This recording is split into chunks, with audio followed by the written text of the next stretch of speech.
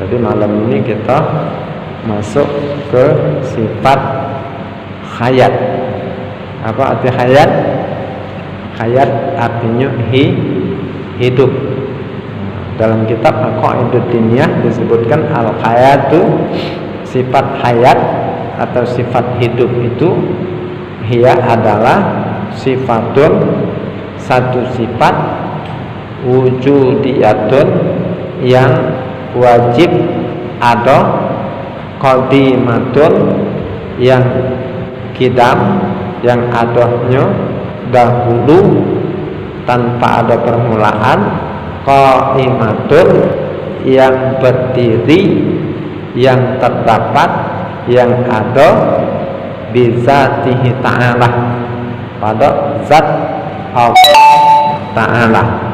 Jadi sifat hidup ini hukumnya wajib ada pada Allah, yang mana dengan sifat hidup ini tusahhihu liman qamat bihi ayyattasifa bil qudrati wal iradati wal ilmi was sam'i wal basari wal kalam. Dengan adanya sifat hidup ini, maka mengesahkan bagi zat untuk dia bersifat dengan sifat kudrah, untuk dia bersifat dengan sifat iradah, untuk dia bersifat dengan sifat ilmu, untuk dia bersifat dengan sifat sama, untuk dia bersifat dengan sifat basar, untuk dia bersifat dengan sifat kalam. Jadi dalam kajian hukum akal tidak masuk akal, tidak diterima oleh akal kalau zat itu bersifat dengan sifat kudrah. Apa arti kudrah? Kuasa. Bersifat dengan sifat iradah. Apa arti iradah? Berkehendak atau menentukan. Bersifat dengan sifat ilmu. Apa arti ilmu? Mengetahui. Bersifat dengan sifat sama. Apa arti sama? Mendengar. Bersifat dengan sifat basar. Apa arti basar? Melihat. Bersifat dengan sifat kalam. Apa arti kalam? Berkata-kata atau berfirman. Kalau zat itu mati, jadi akal yang sehat dalam kajian ilmu tauhid oleh ulama ahli tauhid tak bakal nerimo kalau zat yang bersifat kudrah itu mati. Tidak nerimo kalau yang bersifat menentukan itu mati. Kalau yang bersifat dengan sifat berilmu itu mati. Kalau yang bersifat dengan sifat mendengar itu mati. Kalau yang bersifat dengan sifat melihat itu mati. Kalau yang bersifat dengan sifat kalam atau berkata-kata itu mati. Karena mustahil yang mati kuasa. Ada yang percaya kalau ada yang ngomong ada mayit nangani wong misal apalagi kekuasaan Allah itu bukan cuma sekedar cerita mayit nangani wong tadi. Bumi terbentang luas dalam ilmu pengetahuan yang Allah ajarkan kepada manusia.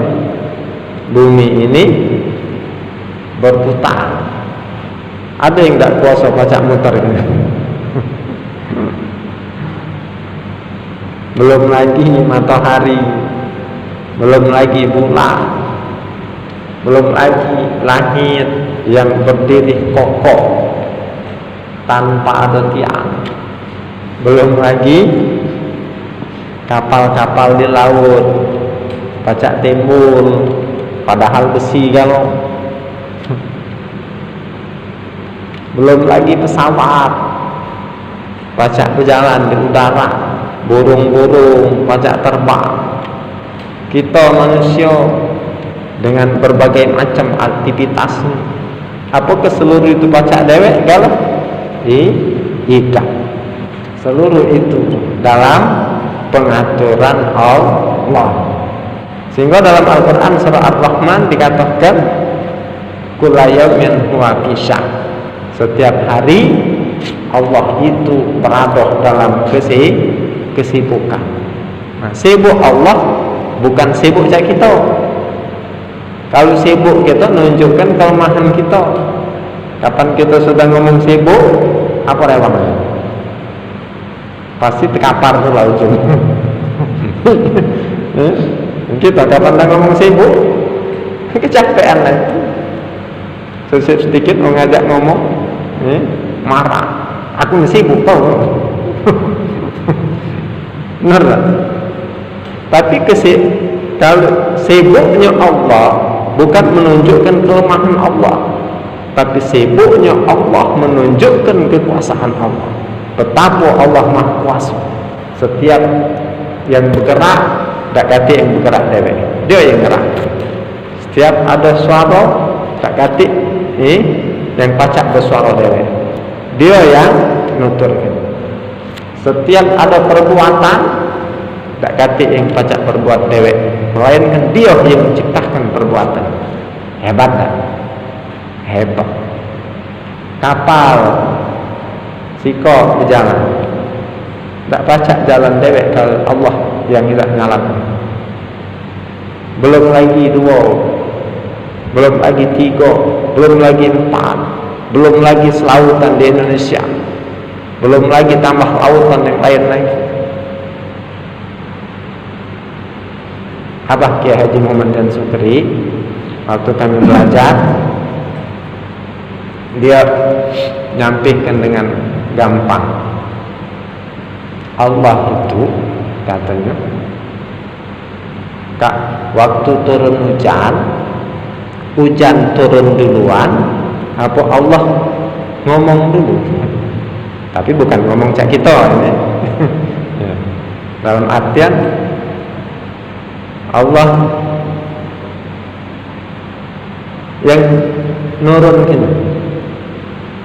sesuai dengan ayat idza arada syai'an ay yaqula lahu kun fayakun. Nah, ini apabila dia menghendaki sesuatu, maka dia akan berfirman kun dengan 2 huruf kaf dan nun, fayakun, maka akan terjadi apa yang dikehendaki. Jadi waktu turun hujan, kata beliau, Allah berfirman dulu, Allah perintahkan dulu, Allah turunkan dulu, apa hujan turun duluan? Kira-kira cak mana? Allah berfirman dulu, turun kata Allah, turun. Hujan kata Allah, hujan. Itu baru sikap. Belum lagi ngatur setiap tetes air itu kita butuh. Tapi kalau tak kata ngatur mati gitu. Cak mana kalau dia turun sekaligus? Tak kata apa? Butiran. Tak kata pecahan. Lebih dari tsunami. Ya, lebih lagi dari tsunami. Tsunami airnya laut naik pucuk, cuman nyeram. Ini nimpo dari pucuk. Maka air pasti akan sampai ke pucuk. Hebat kan? Hebat. Jadi kulla yaumin huwa fi sya'n. Setiap hari Allah berada dalam kesibukan, bukan menunjukkan Allah sibuk cak kita. Yang tanda kalau kita itu menunjukkan kelemahan kita. Tapi Allah setiap hari sibuk. ngurusi makhluknya, itu menunjukkan kekuasaan Allah. Nah, yang kuasa itu diterima oleh akal, tidak mati. Tidak diterima oleh akal. Akal yang waras tidak nerima. Jangankan ngurusi alam semesta, termasuk kita, itu ada sikok mayit, wong cerita mayit itu nangani wong. Kapan ada percaya? Bukan percaya dengan mayitnya, antunya. Ngoba ada nama, bukan mayat lagi, hantu. Segala sesuatu dalam ketentuan dia. Mungkin yang menentukan sesuatu mati akal lah. Ilmunya begitu luas, sampai-sampai dalam Al-Quran itu apa kata Allah? Kana bahru midadan li kalimati rabbi lana tidal bahru qabla an tanfada kalimatu rabbi walau ji'na bimislihi madada. Luasnya ilmunya, sampai-sampai andai kata seluruh air yang ada di permukaan bumi ini, seluruh air lautnya dijadikan tinta untuk menuliskan ilmunya, niscaya tidak akan cukup. Bahkan kata Allah, walau ji'na bimislihi madada, sekalipun kami datangkan semisal itu lagi, niscaya tetap akan habis air laut tadi, sementara ilmu Allah masih belum selesai ditulis. Maka kata Nabi apa? Menyikapi perbedaan pendapat, ikhtilafu umatir rahmat, perbedaan pendapat di kalangan umat itu adalah rahmat. Kenapa? Karena perbedaan pendapat di kalangan umat Nabi, yakni para ulama, itu menunjukkan keluasan ilmu Allah. Tidak bisa ditampung oleh si kok wong. Nah, yang berilmu itu mungkin mati? Tidak mungkin. Mendengar, melihat, berkata-kata. Mungkin yang punya sifat itu mati? Tidak mungkin. Maka dalam kitab Aqaidud Diniyah ini dijelaskan sifat hidup bagi Allah itu mengesahkan sifat Allah yang lainnya. Dengan Allah bersifat hidup, sah Allah bersifat qudrah. Dengan Allah bersifat hidup, sah Allah bersifat dengan iradah. Dengan Allah bersifat hidup, sah Allah bersifat ilmu. Dengan Allah bersifat hidup, sah Allah bersifat sama, mendengar.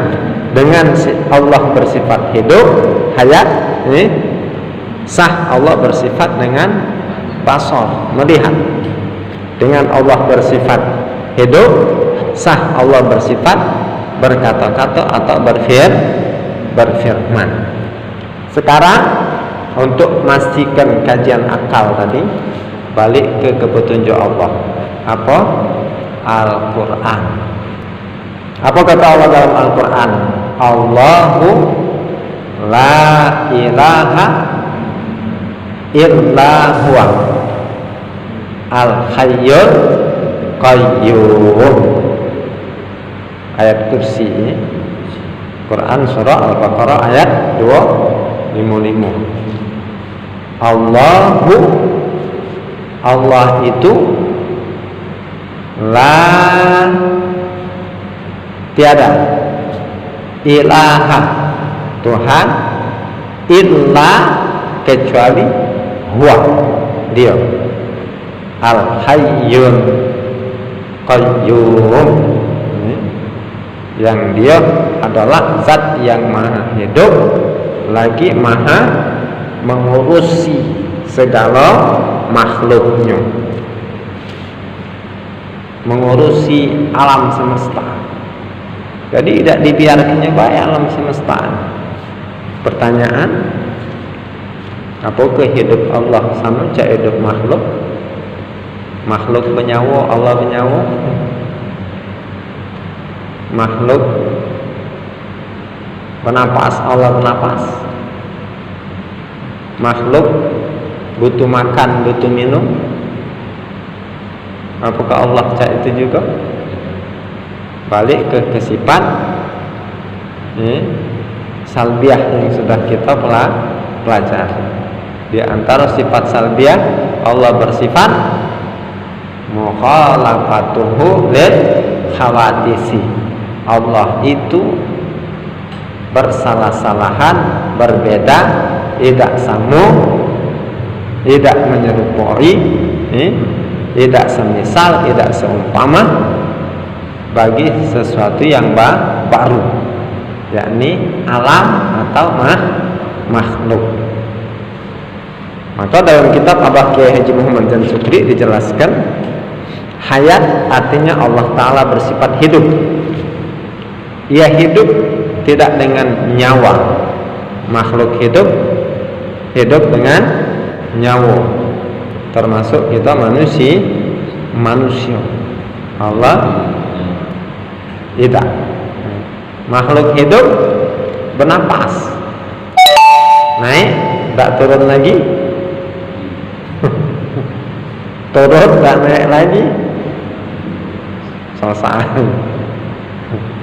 Allah tidak bernapas dan tidak dengan majas, yakni tidak dengan anasir seperti hidupnya pohon kayu. Pohon kayu bernyawa tak? Tidak. Tapi beranasir. Apakah Allah hidup cak pohon kayu? Juga tidak. Dan ia tidak hidup dengan makanan dan minuman. Jadi Allah tidak makan, Allah tidak minum.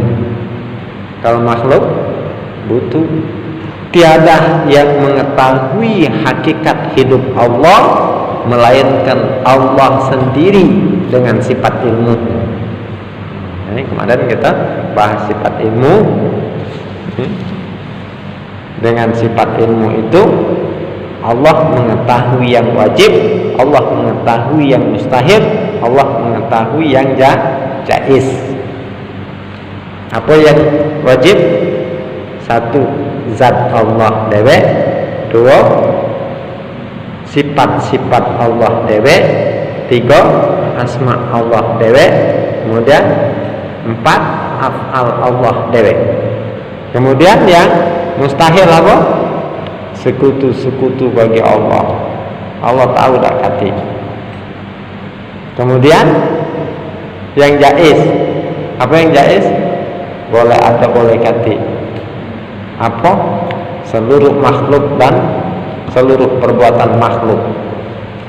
Jadi cak mana hidup Allah yang sesungguhnya itu cuman Allah dewek lah yang tahu. Tiada yang mengetahui hakikat hidup Allah melainkan Allah sendiri.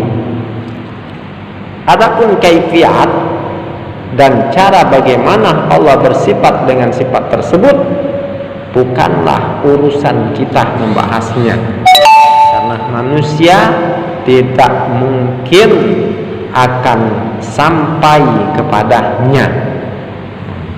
Jadi kita cuma bisa mengetahui dengan informasi yang ada di dalam Al-Quran. Cukuplah kita mengikuti perintah dari kitab suci Al-Quran dan membuktikannya dengan menyaksikan benda-benda yang diciptakan Allah Ta'ala. Mana informasi dalam Al-Quran? Di antaranya surah Baqarah ayat 25 di 55. Allahu la ilaha illa huwal hayyul qayyum. Allahu la ilaha illa huwa al hayyul qayyum. Di situ Allah menginformasikan kalau Allah itu adalah zat yang maha hidup. dan membuktikannya dengan menyaksikan benda-benda yang diciptakan. Adanya alam semesta, adanya makhluk, tak mungkin jadi dewek yang nyadikan, tak mungkin yang nyadikannya itu yang mati. Pasti yang nyadikannya itu adalah yang hidup. Maka sifat hayat atau sifat hidup ini dalam kajian ilmu tauhid dia termasuk salah satu sifat yang diwajibkan ada pada zat Allah Ta'ala dan wajib untuk diketahui oleh setiap mukallaf. Siapa mukallaf? Muslim akil baligh, muslim beragama Islam, akil tidak bergila, baligh yang usianya sudah usia dibebankan hukum syara oleh Allah. Di mana? 3 tanda. 1 di usia 9 tahun kalau dia lanang sudah pernah mimpi basah. 2 kalau dia betina di usia 9 tahun atau sekurang-kurangnya 9 tahun kurang 15 hari dia sudah datang bulan. Atau kalau tak kati 2 tanda itu disempurnakan usianya 15 tahun. Kalau sudah 15 tahun, walaupun belum mimpi basah lanang tadi, walaupun belum datang bulan perempuan tadi, itu sudah hukumnya batil. Jadi kalau akalnya waras, dia beragama Islam, resikonya wajib belajar ilmu tauhid. 1 diantaranya wajib mengetahui sifat hayat Allah. Tidak dipelajari, wajib itu yusabu fa'iluhu wa yu'aqabu tarikuhu. Dipelajari, dia Allah paham. Tidak dipelajari, Allah siapkan siksaan. Siksaan Allah di akhirat berupa neraka. Na'udzubillah summa na'udzubillah.